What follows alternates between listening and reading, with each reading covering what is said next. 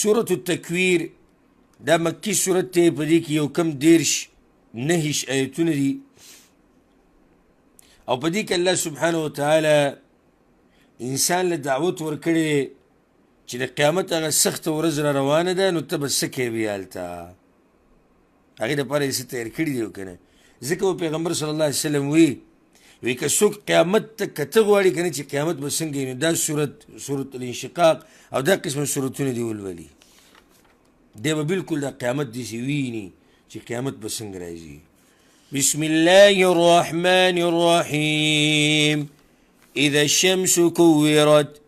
کله چې نور راتاو کړی شي واذا النجوم انکدرت او کله چې ستوري بې نوره کړی شي دا به ټول قیامت ته نږدې کي دا د قیامت احوال دي واذا الجبال سيرت او کله چې غرونه روان کړی شي واذا العشار عطلت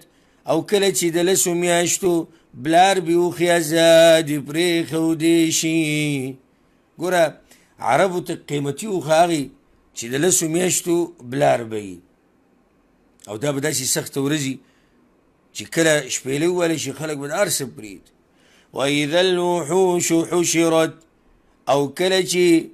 ځنګلي حیوانات را جمع کړی شي څاروي به مله را جمع کړي ځناور به را جمع شي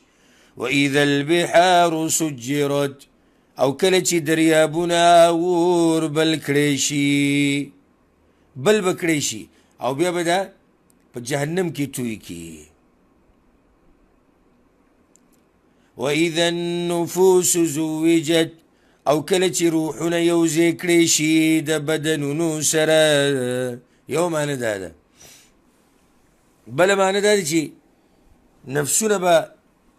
د یو بل سره وتړلی شي لکه د کافرانو نفسونه به شیطانانو سره د مؤمنانو هغه د حورو سره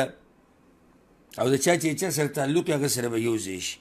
واذا الموءودة سئلت او کله چې د ژوندۍ خښې کړی شوي په باره کې تپوس وکړی شي عربو به دا جنکۍ ژوندۍ خښولې الله د هغې تپوس به وشي بأي ذنب قتلت چې په کومه ګناه وجلی شوې ده واذا الصحف نشرت او کله چې عملنامې خورې کړی شي واذا السماء کشطت او کله چې د اسمان نه پوستکی وویستی شي پوستکی به ترې وباسي اسمان ته الله خپل یو پوستکی اچولی کړ دا پوستکی به ترې وباسي دا به ګډ وډ شي مات رامات به شي واذا الجحیم سعرت او کله چې جهنم بل کړی شي واذا الجنة ازلفت او کله چې جنت رانږدې کړی شي علمت نفس ما احضرت پوه به شي هر نفس به هغه عمل چې حاضر کړی هر نفس به د خپل عمل پته ولګي دې صورت کې مقصد هم دا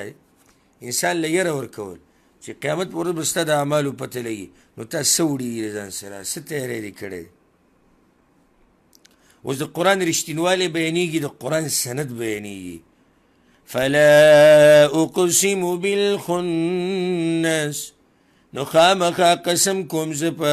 پټېدونکي ستورو باندې الجوار الکنس چې روان دي آرام کوي د شپې یا ښکاره کېږي د شپې واللیل اذا عسعس او قسم دی په شپه کله چې شا کي یا کله چې مخ راواړي والصبح اذا تنفس او قسم دی په سبا باندې کله چې سا واخلي یا اوږد شي قسمونه ټول په دې دي انه لقول رسول کریم یقینا دا قرآن خامخا وینا د رسول د چې عزتمند دی جبریل علیه السلام معمولی رسول خو نه دی معمولی استازی خو نه دی ذي قوة عند ذي العرش مكين خاوند طاقت ته پنیز د مالک د عرش باندې مرتبه والده مطاع ثم امین خبره منلی کیږي په دغه ځای کې امانتګر دی معمولی ملک نه دی په ملایکو کې جبریل علیه السلام بلکې د خبره په اسمانونو کې منلی کیږي امانتګر دی سقه دی سقه دا راوي تام الضبط یعنی په ده څوک جرح نشي کولی. بیا دې قرآن چاله ورکړی نو هغه هم څوک دی پیغمبر صلی الله علیه وسلم. ځکه الله وایي وما صاحبکم بمجنون، او نه دی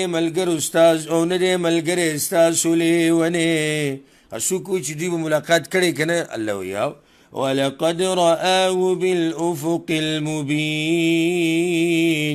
او یقینا د لیدلی دی هغه جبریل علیه السلام په غاړه ښکاره کې، په اسمانونو کې لیدلی که نه. وما هو على الغیب بضنین، او نه دی دا په وحي باندې بخل کوونکی، ستاسو نه وحي نه پټوي چې څه الله بیان کړي دا حقه بیانوي. وما هو بقول شیطان رجیم، او نه دا وینا د شیطان رټلی شوي. فاین تذهبون، نو کم طرف ته ځئ تاسو چې دغه سند دی او حق وینا د الله، نو بیا تاسو بل کم طرف ته روان یې. ان هو الا ذکر للعالمین، نه دی دا قرآن مگر نصیحت دی د پاره د مخلوقاتو. لمن شاء منکم ان یستقیم، د چا چې خوښه ستاسو نه چې په نیغه لاره روان شي. وما تشاءون الا ان یشاء الله رب العالمین، او نشي غوښتی تاسو مگر چې وغواړي الله چې رب د مخلوقاتو دی.